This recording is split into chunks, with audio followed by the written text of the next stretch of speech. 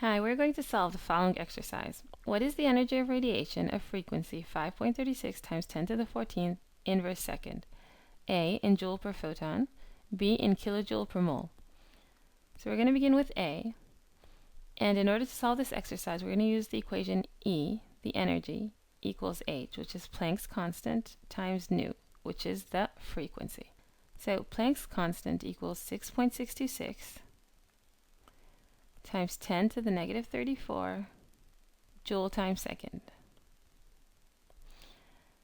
So we're going to multiply Planck's constant by the frequency, and the frequency is given in the question. So this is times 5.36 times 10 to the 14 inverse second.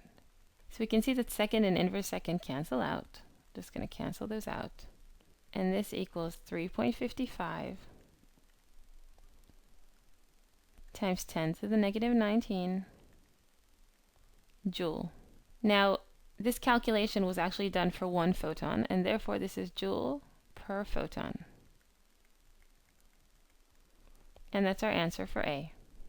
So again, our answer for A is 3.55 times 10 to the negative 19 joule per photon.